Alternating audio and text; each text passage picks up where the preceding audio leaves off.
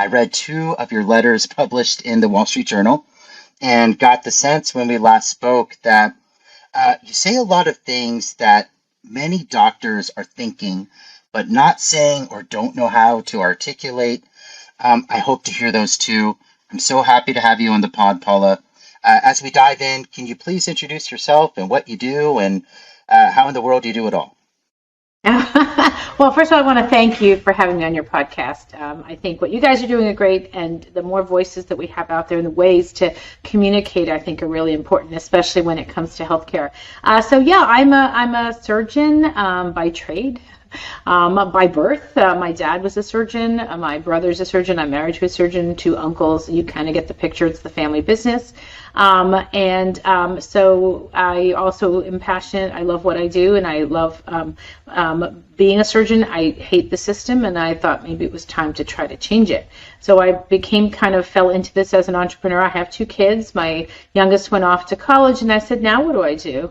Do I just keep doing surgery alone, or do I try to change it? And then I found I have a third child now, UBERDOC, and I became the CEO of a tech disruptive tech startup in my 50s. So it's been an interesting journey.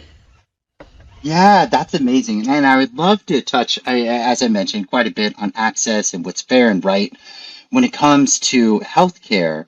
But as we're diving into that, I would love to know a little bit more about your journey, and either as an entrepreneur or a woman entrepreneur and physician. And were there any experiences that you had that you felt like were unfair, or you had to overcome to access the same things that, say, men in the industry or the positions don't have to deal with? So it's interesting, as a surgeon in a family of surgeons, I was kind of used to going into an all-male world. You know, the only girl in your math class, you kind of all along, you kind of say, okay, I want to get there. But ultimately, in what I do as a doctor, women find a pathway. We may be the only ones in the room, but ultimately we hone our skills, we get our license to fly, and we get in the cockpit, right?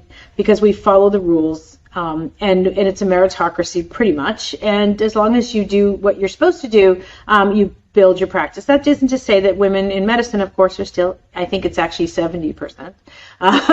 We're not quite on parity. But the point is that, you kind of know the path ahead of you. You know what the challenges are. And like many women in many fields, you find a path to success. When I started this journey as an entrepreneur, my first supporters were doctors. That was easy. They didn't see me as a woman physician. They saw me as a colleague. So I got a lot of support from physician investors.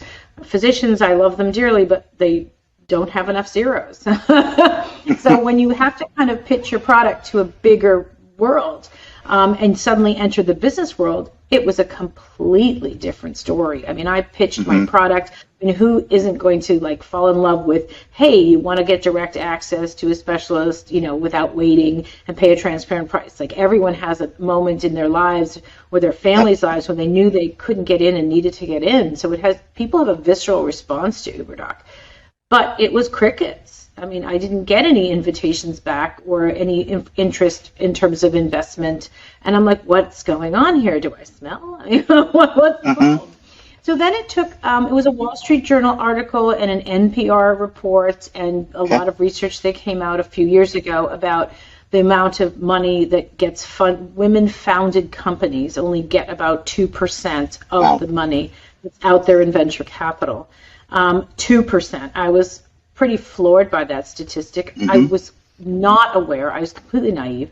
I was working with an attorney and also a PR firm that was very feminist. So I called both of them and I said, excuse me, did you know this? The response I got, I was a little unhappy with, was, oh, we weren't aware. So if I told them, I said, well, if a patient came to me and said, Dr. Muto, that surgery you performed on me, did you know that it wasn't going to work? And if I said, why? I didn't know. They would say, well, Dr. Muto, you're not a very good doctor. Isn't it your job to know? Right? Isn't it your job to know? So I don't blame them. I don't think they were lying. I feel that many people don't ask the question and many people don't know.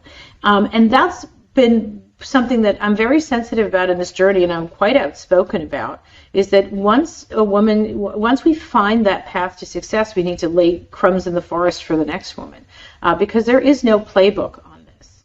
And I think it is terribly unfair. And, in other industries, when you think of like I think we talked about before about like when you audition for a symphony orchestra, you Right. audition behind a screen, and they don't know who's there, but they just choose the musician based on their ability to play.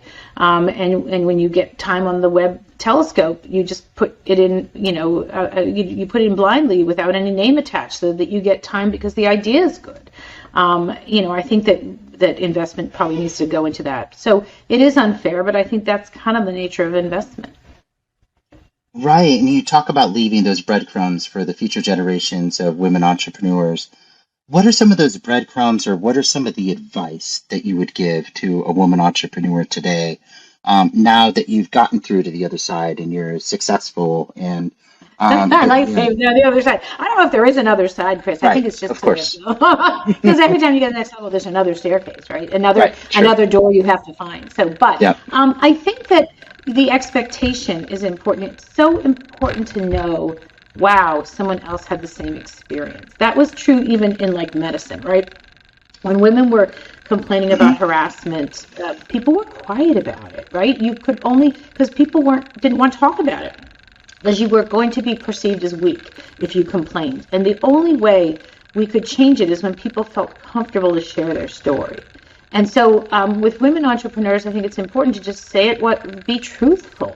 It's not like, oh, it never happened to me. It's like, well, it's the statistic. You can't lie about 98% of the funds.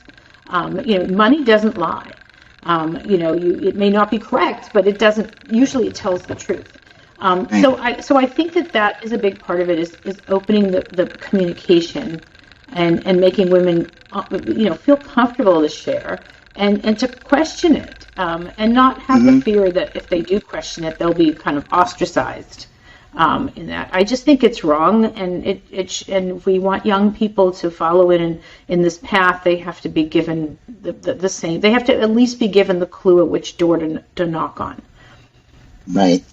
Yeah, that makes a lot of sense. And then I guess backing up to, as a physician entrepreneur, I'm sure there's some things that you had to either learn on the business side or unlearn from the world of physicians in order to be successful. What are some of those things? So, being a self-employed physician, first of all, I think most physicians are some small business people. Even if you work in a big institution, the contract you make with your patients every day is the small business contract. So by nature, we're entrepreneurial. That's just the nature of medicine, is that. So that being said, running a practice is different than running a business. I mean, there's some things that are similar, taxes, payroll, and so forth. But there are other things, especially in the cadence of a practice versus a business. I mean, I work with life and death. You got to make your decisions quickly and move on. When I was building the platform, my tech people said I was the best entrepreneur they ever worked with, because as a surgeon, I made my decisions so quickly, right? I could do the agile method easily because it was just a decision tree. Risk, benefit, risk, benefit. A surgeon is like, that's what we do, is risk, benefit all day. But once the tech was built, and now you have to penetrate the marketplace, and you have marketing, and you have sales, and you have like investment, and it's suddenly a different timetable, and I'm very impatient. So I think that is what I had to learn, where when being doctoring, where we're used to have that scalpel in our hand, getting things done quickly, and if they don't, we get to get angry about it because we know we can, we're supposed to fix that. But in business, it's just not that way. It follows its own course, and you have to constantly be informed, and you have to be flexible, much more flexible than you are in medicine. You have to be able to kind of move in the direction where you think you're going to find those opportunities. Right. Yeah, no, and that's commendable that you're able to make those quick product decisions, because a lot of people get hung up on that. But then also in our experience, in my experience when I was a first time entrepreneur, the thing you learn the first time out of the gate is, okay, building it and launching that MVP is literally the start, right, of that next Right. staircase, as you said. Look It's at like, yeah, that. I was good at yeah, that. and it doesn't matter how good what you created it is. People, you don't just Right. build it and people come, right? You have to take something to market. You have to Exactly. iterate for different markets, and you have to grow a business. Yeah. You do, and that requires a team. You can have a pretty trim team if you have a vision and the right tech and so forth. But then once you move out of the box, you're now kind of out in the world. It's complicated. There's a lot of different directions to go. But yeah, I think that world of business just again follows a different type of Hmm. structure than diagnosing and treating a patient.